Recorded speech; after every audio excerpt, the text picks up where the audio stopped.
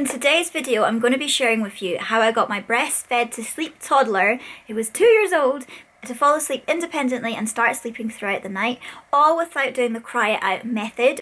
Hi guys, I'm Claire, and if you're new here, I am a mum to a little boy called Leo who's currently 2.5 years old. I'm still a breastfeeding mummy, but it's just cut down to 2 feeds a day, one in the morning and one at night. The morning one is Leo's most important one. He wakes up and all he wants is milk, and he only really started to sleep through the night after his second birthday, so that was like a whole 2 years of no sleep pretty much throughout the night. He would co-sleep, but his crib would be beside the bed, and I would just literally spend my night waking up and moving the crib over to this side of the bed and lying down like this, and then I'd wake up and then I'd lie this way, would move the crib up, you know. That was pretty much my routine until he moved into his cot. I kind of hoped that when he moved into his cot he would start sleeping better because he wouldn't be beside me, because apparently I grind my teeth. Anyway, didn't quite work that way. It ended up that I just gave up with the cot and he would just be in bed with us. I'd sleep at the end of the bed with him in the middle and my husband would be at the other end. It was disruptive and I decided that I wanted to try something new. So when the winter months kind of disappeared a bit, I decided that it's not as cold anymore because this house can be quite cold. So I decided that I would start putting him to bed in his bed. When I started the process of putting him back in his bed at night time, I'd still breastfeed him to sleep, but just so he got used to being in his bed, and I'd put him down asleep and then tiptoe away. And oh my god, the heartbreaking moment of when he wakes up, when you just worked all that work and then you have to do it all over again. But anyway, I slowly started to move out of that. So instead of putting him down asleep, I'd feed him in the dark and then I'd put him in his cot and I would stand over his crib and I would rub his belly. And I know that this can cause another problem, but it just bear with me, this really worked. So after standing there for maybe a couple of weeks doing that, and oh, the back pain, I'd also get my husband to do it as well, so that Leo got used to not having me solely to put him to bed, which also seemed to really help. It also gave me a break, like, oh, the back massages I needed in this process. So after doing that, I then moved to holding Leo's hand through the side of the cot.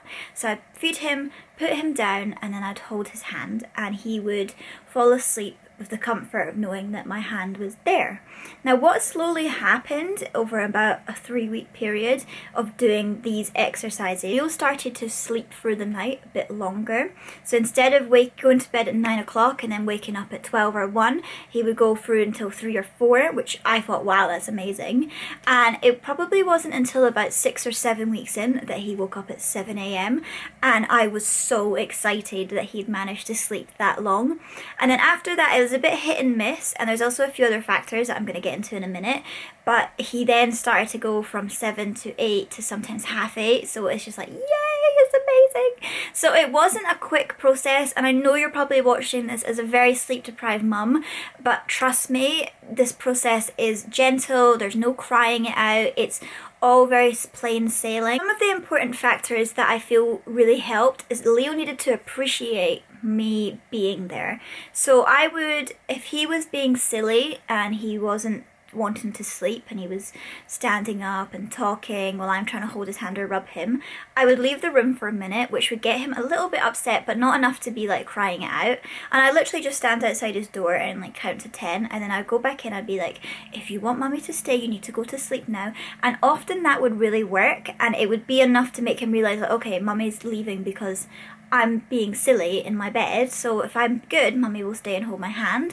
And I don't know, I feel like really bad saying that, but it was enough to make him appreciate when I was there and when I wasn't. So then he would be more excited and happy to go to sleep if I stayed with him. And also using my husband was a great example, because often the husband is just the wrong parent, especially at night time. So he would accept it, but he'd be like, well, I'd really rather have mum at this minute. So he would appreciate the next time that I was there, and he'd be like, okay, I understand, I'll be good now, kind of thing. Another factor that really helped with me getting Leo to sleep through the night is that often he wouldn't eat enough dinner, and I would just be like, okay, well, he didn't eat it, he's obviously, that's all he needs. But it's not, that was just him messing around. You have to be more patient with them, or you have to encourage them to eat more or try again at a later time. But another great hack that's really worked for us is we will give Leo a slice of buttered bread before bedtime and nap time, and it just helps him sleep far more solidly. I can always tell tell when he wakes up that it's something to do with hunger, because he may not have liked as much of his dinner and the bread got him through so far but not quite far enough. So the bread hack really works really well, so I do recommend that you try that out. So eliminating hunger, making sure that they're getting solid meals throughout the day. It's not even just like feed them at night time. It has to be like a build up throughout the day of getting enough calories in. Kind of like us, we need a breakfast, we need a lunch, we need a dinner, and we need some snacks in between. So it's the same with children. I always make sure that he has a good solid breakfast of either toast or porridge. He'll have a lunch which is either beans or soup with bread or toast with, oh, honestly, fish fingers, you name it. I will make a nice hearty lunch and then a nice hearty dinner. We often make sure that he has some kind of grain, like a rice, possibly a pasta, although I do kind of stay away from that as it makes him a bit constipated, but the rice works really well. And also like some meat and some veg. All of that together creates a really good, substantial meal. And then the bread right before bed just helps him get all the way through the night, and I can sleep nicely. So when I was doing this process of putting him in his bed and rubbing him, I also gave him a teddy bear. He now actually has 3 to choose from. So he's got his dinosaur, he's got Peter Rabbit, and he's also got this doll that my dad got for him that was handmade, and it's called Sam, and it actually looks quite like him. Either way, I will say, which teddy bear would you like tonight? And he will either choose either one of them, and that's like his next bit of comfort, and he will often fall asleep giving them a cuddle, which is just really lovely to see, of course. But that kind of replaces the breast with something like a comfort. So adding something that they, you know, that they quite like and that they'll want to cuddle, the softer and the fluffier the better. The Jellycat teddy bears are just amazing. They're so soft and fluffy. I would cuddle one to sleep if I could.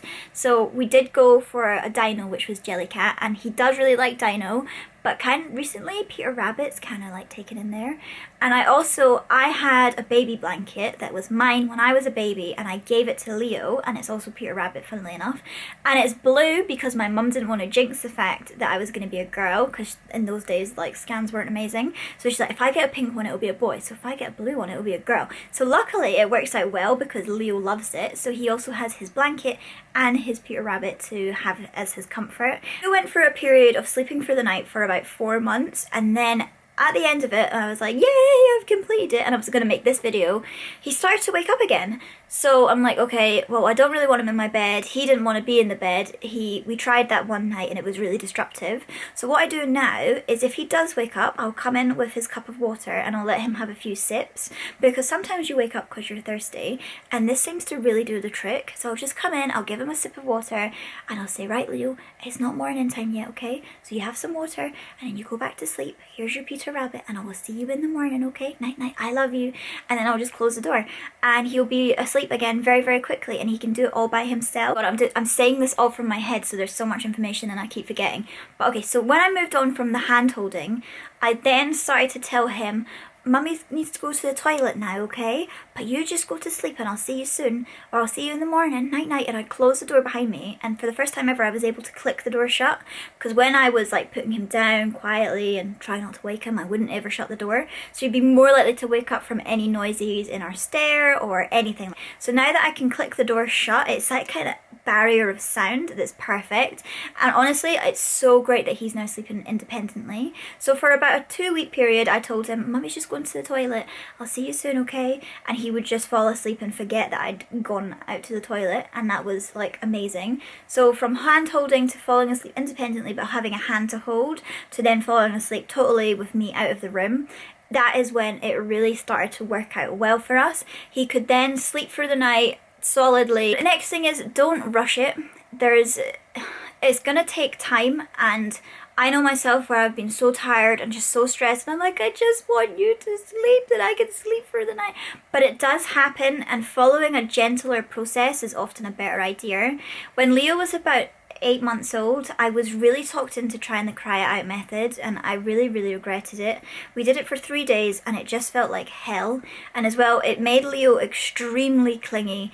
He wouldn't let me leave the room. I couldn't do anything without him being like, she's gonna leave me again. It was not a good thing for us.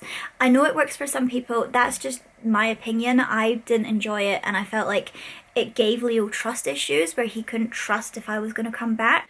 And another one, I'm just going to throw it in there because it really does work, is the law of attraction, like literally. So when Leo wakes up during the night, sometimes I can hear him stirring on the monitor. I'll just be like, he's going to sleep, he's going to sleep, he's asleep, he's asleep. And it works like 99.9% of the time, unless I'm like really desperate on it. I'll just like keep telling myself, yeah, he's asleep, he's fine, he's just stirring, he's sleeping, he's fine. And it seems to work. So the law of attraction is a great thing to throw in there. I don't know if that's just wishful thinking, but it has worked for me for like 5 times. So 5 out of 6 times it has worked. So I think that's all good to know that the law of attraction does work sometimes. I think what's really important when it comes to doing the method that works for you is taking a little bit of everybody's thing and knowing your child enough to know what will work for them. For me, I know that Leo was really comforted by the breast. He always has been. And I know that he likes to hold my hand. Sometimes when we're out and about and somebody else is pushing the buggy, he'll just be like, hand, and he'll want to hold my hand.